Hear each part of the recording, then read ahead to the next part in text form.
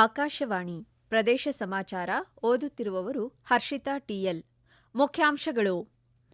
ನವದೆಹಲಿಯಲ್ಲಿ ಕೇಂದ್ರ ಸಚಿವ ಮನೋಹರ್ ಲಾಲ್ ಭೇಟಿ ಮಾಡಿದ ಉಪಮುಖ್ಯಮಂತ್ರಿ ಡಿಕೆ ಶಿವಕುಮಾರ್. ಬೆಂಗಳೂರು ಮೆಟ್ರೋ ಯೋಜನೆ ಕುರಿತಂತೆ ಚರ್ಚೆ. ಬೆಂಗಳೂರು ಕರಾವಳಿ ಜಿಲ್ಲೆಗಳ ನಡುವೆ ವಂದೇ ಭಾರತ್ ರೈಲು ಆರಂಭಕ್ಕೆ ಕೇಂದ್ರ ಸಚಿವ ಎಚ್ಡಿ ಕುಮಾರಸ್ವಾಮಿ ಮನವಿ. ಬೆಂಗಳೂರಿನ ಎಚ್ಎಎಲ್ನಲ್ಲಿ ಜಯಚಾಮರಾಜೇಂದ್ರ ಒಡೆಯರ್ ಪುತ್ಥಳಿ ಅನಾವರಣ. ಕಾಂಗ್ರೆಸ್ ನಾಯಕ ರಾಹುಲ್ ಗಾಂಧಿಗೆ ಪತ್ರ ಬರೆದ ಮಾಜಿ ಸಚಿವ ಕೆಎನ್ ರಾಜಣ್ಣ ಸಚಿವ ಸ್ಥಾನ ಕಳೆದುಕೊಂಡ ಬಗ್ಗೆ ಉಲ್ಲೇಖ.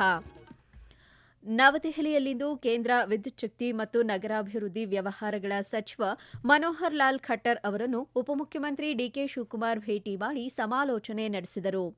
ಬಳಿಕ ಸುದ್ದಿಗಾರರೊಂದಿಗೆ ಮಾತನಾಡಿದ ಡಿಕೆ ಶಿವಕುಮಾರ್ 2027ರಲ್ಲಿ ಬೆಂಗಳೂರಿನಲ್ಲಿ 175 ಕಿಲೋಮೀಟರ್ ಮೆಟ್ರೋ ಯೋಜನೆ ಪೂರ್ಣಗೊಳ್ಳಬೇಕಾಗಿದೆ. ಹೀಗಾಗಿ ಶೀಘ್ರವೇ ಕೇಂದ್ರ ಸರ್ಕಾರ ಕ್ಲಿಯರೆನ್ಸ್ ನೀಡುವಂತೆ ಮನವಿ ಮಾಡಲಾಗಿದೆ ಎಂದು ತಿಳಿಸಿದ್ದಾರೆ.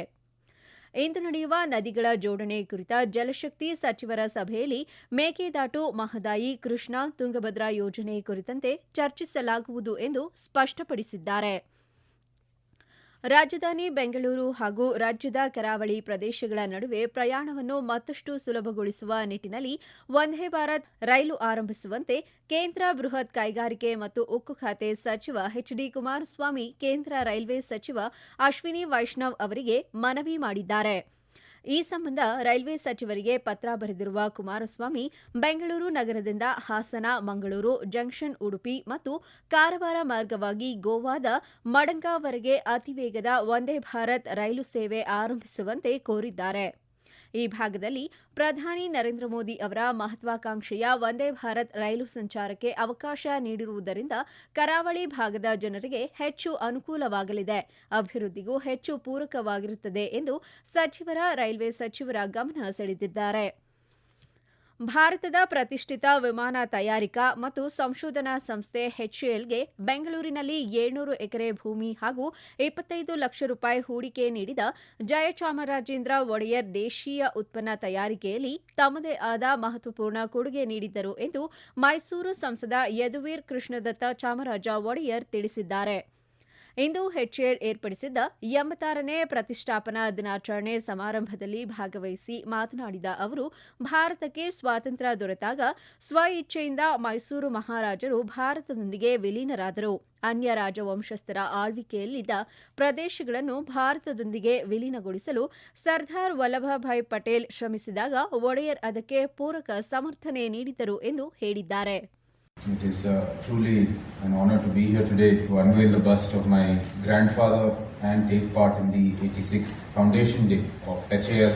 On behalf of my family, I thank the entire HAL family for, in terms of the bust and the remembrance, but for us always in the work that HAL has been doing. I think that has kept grandfather and my family's name alive. But nonetheless, I think we are related that is through this bust, and then of course the such foundational programs we're able to remember that contribution.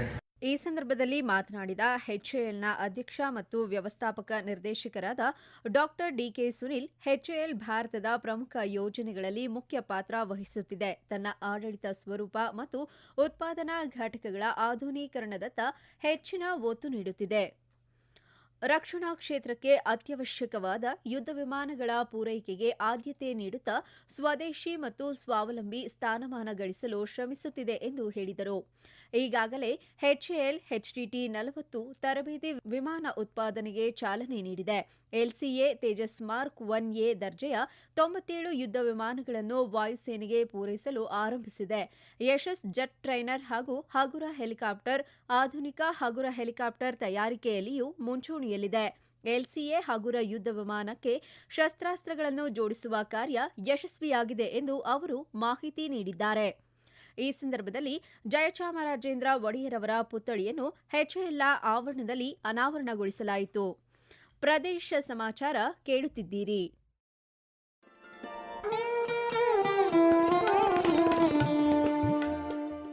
Akashvani ಸುದ್ದಿ ವಿಭಾಗದಿಂದ ಪ್ರದೇಶ ಸಮಾಚಾರವನ್ನು ಪ್ರತಿದಿನ ಬೆಳಿಗ್ಗೆ 7:05, ಮಧ್ಯಾಹ್ನ 12 ಮತ್ತು 2:30 ಹಾಗೂ ಸಂಜೆ 6:40ಕ್ಕೆ ರಾಷ್ಟ್ರೀಯ ವಾರ್ತೆಗಳನ್ನು ಬೆಳಿಗ್ಗೆ 7:35, ಮಧ್ಯಾಹ್ನ 1:10 ಹಾಗೂ ಸಂಜೆ 7:35ಕ್ಕೆ ಪ್ರಸಾರ ಮಾಡಲಾಗುತ್ತದೆ. ಈ ಎಲ್ಲಾ ವಾರ್ತೆಗಳನ್ನು ನಮ್ಮ ಯೂಟ್ಯೂಬ್ ಖಾತೆ ಆಕಾಶವಾಣಿ ನ್ಯೂಸ್ ಕನ್ನಡ, ಫೇಸ್ಬುಕ್ ಖಾತೆ ಆಕಾಶವಾಣಿ ವಾರ್ತೆ ಕನ್ನಡ ಇದರಲ್ಲಿ ಆಲಿಸಬಹುದು. ನಿಖರ ಮತ್ತು ವಿಶ್ವಾಸಾರ್ಹ ಸುದ್ದಿಗಳಿಗಾಗಿ ಕೇಳಿ ಆಕಾಶವಾಣಿ ವಾರ್ತೆ. ಮಾಜಿ ಸಚಿವ ಕೆಎನ್ ರಾಜಣ್ಣ ಅವರು ಕಾಂಗ್ರೆಸ್ ಹಿರಿಯ ನಾಯಕ ರಾಹುಲ್ ಗಾಂಧಿ ಅವರಿಗೆ 8 ಪುಟಗಳ ಸುದೀರ್ಘ ಪತ್ರ ಬರೆದಿದ್ದು, ಅದರಲ್ಲಿ ರಾಜ್ಯ ರಾಜಕಾರಣದ ಅನೇಕ ಮಹತ್ವದ ವಿಚಾರಗಳನ್ನು ಪ್ರಸ್ತಾಪಿಸಿದ್ದಾರೆ. ಪತ್ರದಲ್ಲಿ ರಾಹುಲ್ ಗಾಂಧಿ ಅವರ ಭೇಟಿಗೆ ಅವಕಾಶ ಕೇಳಿದ್ದಾರೆ. ಏನೂ ತಪ್ಪು ಮಾಡದೆ ಸಚಿವ ಸ್ಥಾನ ಕಳೆದುಕೊಂಡಿದ್ದೇನೆ ಎಂದು ಪತ್ರದಲ್ಲಿ ಪ್ರಸ್ತಾಪಿಸಿದ್ದಾರೆ. ಸಹಕಾರ ಕ್ಷೇತ್ರದಲ್ಲಿ ಮೀಸಲಾತಿ ತಂದಿದ್ದು ಭ್ರಷ್ಟಾಚಾರ ರಹಿತವಾಗಿ ಕಾರ್ಯನಿರ್ವಹಿಸಿದ್ದೇನೆ. ನನ್ನ ವಿರುದ್ಧ ತಮಗೆ ತಪ್ಪು ಮಾಹಿತಿ ನೀಡಿದವರ ವಿರುದ್ಧ ಕ್ರಮ ತೆಗೆದುಕೊಳ್ಳಬೇಕು. ಜೊತೆಗೆ ಆ ಬಗ್ಗೆ ಕೂಲಂಕುಷವಾಗಿ ಚರ್ಚಿಸಲು ಅವಕಾಶ ನೀಡುವಂತೆ ಮನವಿ ಮಾಡಿದ್ದಾರೆ. ರೈತರು ಬೆವರು ಸುರಿಸಿ ಬೆಳೆದ ಬೆಳೆಗಳಿಂದಲೇ ತಮ್ಮ ಬದುಕು ಇಂದು ಸಾಗುತ್ತಿದೆ ಎಂದು ಆಹಾರ ಹಾಗೂ ಬೆಂಗಳೂರು ಗ್ರಾಮಾಂತರ ಜಿಲ್ಲಾ ಉಸ್ತುವಾರಿ ಸಚಿವ ಕೆಎಚ್ ಮುನಿಯಪ್ಪ ತಿಳಿಸಿದ್ದಾರೆ. ದೇವನಹಳ್ಳಿಯಲ್ಲಿ ನಡೆದ ರಾಷ್ಟ್ರೀಯ ರೈತರ ದಿನಾಚರಣೆ ಕಾರ್ಯಕ್ರಮ ಉದ್ಘಾಟಿಸಿ ಮಾತನಾಡಿದ ಅವರು, ಪ್ರಕೃತಿಯ ಸವಾಲುಗಳು, ಮಾರುಕಟ್ಟೆ ಅಸ್ಥಿರತೆಗಳ ನಡುವೆಯೂ ರೈತರು ಆಹಾರ ಭದ್ರತೆಯನ್ನು ಕಾಪಾಡುತ್ತಿರುವುದು ಅಭಿನಂದನೀಯವಾಗಿದೆ ಎಂದು ಹೇಳಿದ್ದಾರೆ. ಯಾವ ರೈತರೂ ಕೂಡ ಆತುರದಿಂದ ಆತ್ಮಹತ್ಯೆ ಮಾಡಿಕೊಳ್ಳಬಾರದು. ಚನ್ನರಾಯಪಟ್ಟಣದ ರೈತರ ಸಂಪೂರ್ಣ ಭೂಮಿಯನ್ನು ಮುಖ್ಯಮಂತ್ರಿಗಳು ಕೈಬಿಟ್ಟಿರುವುದು ಸಂತಸದ ವಿಷಯ ಎಂದು ಸ್ಪಷ್ಟಪಡಿಸಿದ್ದಾರೆ. ಬೆಂಗಳೂರಿನ ಅರಮನೆ ಮೈದಾನದಲ್ಲಿ ಇದೇ 25ರಿಂದ 28ರವರೆಗೆ 2ನೇ ವಿಶ್ವ ಆಯುರ್ವೇದ ಶೃಂಗಸಭೆ ನಡೆಯಲಿದೆ ಎಂದು ಖ್ಯಾತ ಆಯುರ್ವೇದ ಡಾಕ್ಟರ್ ಗಿರಿಧರ ಖಜೆ ತಿಳಿಸಿದ್ದಾರೆ. ಆರೋಗ್ಯ ಸಚಿವ ದಿನೇಶ್ ಗುಂಡೂರಾವ್, ಕೇಂದ್ರ ಸಚಿವೆ ಶೋಭಾ ಕರಂದ್ಲಾಜೆ ಅವರು ಶೃಂಗಸಭೆಯಲ್ಲಿ ಭಾಗವಹಿಸಲಿದ್ದಾರೆ. ಕೇಂದ್ರ ಸರ್ಕಾರದ ಆಯುಷ್ ಮಂತ್ರಾಲಯ ಹಾಗೂ ರಾಜ್ಯ ಸರ್ಕಾರದ ಆಯುಷ್ ಇಲಾಖೆಯ ಹಿರಿಯ ಅಧಿಕಾರಿಗಳು ಹಾಗೂ ವೈದ್ಯರು ಶೃಂಗಸಭೆಯಲ್ಲಿ ಭಾಗವಹಿಸಲಿದ್ದಾರೆ. ಆರೋಗ್ಯಯುತ ಜೀವನ ಪದ್ಧತಿ, ಮುಂಜಾಗ್ರತಾ ಕ್ರಮಗಳು ಮತ್ತು ಸ್ವಾಸ್ಥ್ಯವರ್ಧನೆ ಮಾಡುವ ಆಹಾರ ಪದ್ಧತಿಗಳ ಕುರಿತು ಅರಿವು ಮೂಡಿಸಲು ವಿಶೇಷ ಪ್ರಯತ್ನ ನಡೆದಿದೆ ಎಂದು ಡಾಕ್ಟರ್ ಗಿರಿಧರ ಖಜೆ ತಿಳಿಸಿದ್ದಾರೆ. ಅರಮನೆ ಮೈದಾನದಲ್ಲಿ ನಡೆಯುವ ಈ ಕಾರ್ಯಕ್ರಮದಲ್ಲಿ 200 ಸಂಸ್ಥೆಗಳು ಆಯುರ್ವೇದ ಉತ್ಪನ್ನಗಳ ಪ್ರದರ್ಶನದಲ್ಲಿ ಭಾಗವಹಿಸಲಿವೆ. ಸಾರ್ವಜನಿಕರಿಗೆ ಮುಕ್ತ ಪ್ರವೇಶ ಅವಕಾಶ ಕಲ್ಪಿಸಲಾಗಿದೆ. ಕಾರ್ಖಾನೆಗಳಲ್ಲಿ ಸಂಭವಿಸಬಹುದಾದ ರಾಸಾಯನಿಕ ಸೋರಿಕೆ ವಿಪತ್ತನ್ನು ಮುಂಜಾಗ್ರತೆ ಹಾಗೂ ಸುರಕ್ಷತಾ ಕ್ರಮಗಳ ಮೂಲಕ ತಡೆಯಲು ಸಾಧ್ಯವಿದೆ ಎಂದು ಬೆಂಗಳೂರು ಗ್ರಾಮಾಂತರ ಜಿಲ್ಲೆಯ ಅಪರ ಜಿಲ್ಲಾಧಿಕಾರಿ ಸೈಯದ್ ಆಯಿಷಾ ತಿಳಿಸಿದ್ದಾರೆ. ರಾಸಾಯನಿಕ ಸೋರಿಕೆ ನಿರ್ವಹಣೆ ದಿನ 2025 ಅಂಗವಾಗಿ ಆಯೋಜಿಸಿದ್ದ ಕಾರ್ಯಾಗಾರದಲ್ಲಿ ಮಾತನಾಡಿದ ಅವರು, ಈ ಕುರಿತು ಜಾಗೃತಿ ಮೂಡಿಸಬೇಕಾದ ಅಗತ್ಯವಿದೆ ಎಂದು ಪ್ರತಿಪಾದಿಸಿದ್ದಾರೆ. ಕೈಗಾರಿಕೆಗಳು, ಕಾರ್ಖಾನೆಗಳಲ್ಲಿ ಸಂಭವಿಸಬಹುದಾದ ವಿಪತ್ತುಗಳನ್ನು ಎದುರಿಸಲು ಅಲ್ಲಿ ಕೆಲಸ ಮಾಡುವ ಕಾರ್ಮಿಕರಿಗೆ ಅರಿವು ಮೂಡಿಸುವ ಜೊತೆಗೆ ಸುರಕ್ಷತಾ ಕ್ರಮಗಳನ್ನು ಅನುಸರಿಸಬೇಕೆಂದು ಸೂಚನೆ ನೀಡಿದ್ದಾರೆ. ಕೋಲಾರ ಜಿಲ್ಲೆಯಲ್ಲಿ ಹೆಚ್ಚುತ್ತಿರುವ ರಸ್ತೆ ಅಪಘಾತಗಳನ್ನು ನಿಯಂತ್ರಿಸಲು ಮತ್ತು ಸಂಚಾರ ವ್ಯವಸ್ಥೆಯನ್ನು ಸುಗಮಗೊಳಿಸಲು ಸೂಕ್ತ ಕ್ರಮ ಕೈಗೊಳ್ಳುವಂತೆ ಜಿಲ್ಲಾಧಿಕಾರಿ ಡಾ ಎಂಆರ್ ರವಿ ಅಧಿಕಾರಿಗಳಿಗೆ ಸೂಚಿಸಿದ್ದಾರೆ. ಜಿಲ್ಲಾಧಿಕಾರಿ ಕಚೇರಿಯಲ್ಲಿ ನಡೆದ ರಸ್ತೆ ಸುರಕ್ಷತಾ ಸಮಿತಿ ಸಭೆ ಉದ್ದೇಶಿಸಿ ಮಾತನಾಡಿದ ಅವರು, ಸಭೆಯಲ್ಲಿ ಮಂಡಿಸಲಾದ ಐರ್ಯಾಡ್ ವರದಿಯು ಜಿಲ್ಲೆಯ ರಸ್ತೆ ಸುರಕ್ಷತೆ ಕುರಿತು ಕಳವಳ ವ್ಯಕ್ತಪಡಿಸಿದೆ. 2023ರಿಂದ 25ರ ಅವಧಿಯಲ್ಲಿ ಜಿಲ್ಲೆಯಲ್ಲಿ ಒಟ್ಟು 4,173 ಅಪಘಾತಗಳು ಸಂಭವಿಸಿದ್ದು, ಇದರಲ್ಲಿ 1,272 ಜನರು ಪ್ರಾಣ ಕಳೆದುಕೊಂಡಿದ್ದಾರೆ ಎಂದು ಹೇಳಿದ್ದಾರೆ. ರಾಷ್ಟ್ರೀಯ ಹೆದ್ದಾರಿ 75ರಲ್ಲಿ ನಡೆಯುತ್ತಿರುವ ವಿವಿಧ ಕಾಮಗಾರಿಗಳನ್ನು ಕಾಲಮಿತಿಯಲ್ಲಿ ಪೂರ್ಣಗೊಳಿಸಲು ಅಧಿಕಾರಿಗಳಿಗೆ ಸೂಚಿಸಿದ್ದಾರೆ. ಕೊನೆಯಲ್ಲಿ ಮತ್ತೊಮ್ಮೆ ಮುಖ್ಯಾಂಶಗಳು. ನವದೆಹಲಿಯಲ್ಲಿ ಕೇಂದ್ರ ಸಚಿವ ಮನೋಹರ್ ಲಾಲ್ ಭೇಟಿ ಮಾಡಿದ ಉಪಮುಖ್ಯಮಂತ್ರಿ ಡಿಕೆ ಶಿವಕುಮಾರ್. ಬೆಂಗಳೂರು ಮೆಟ್ರೋ ಯೋಜನೆ ಕುರಿತಂತೆ ಚರ್ಚೆ.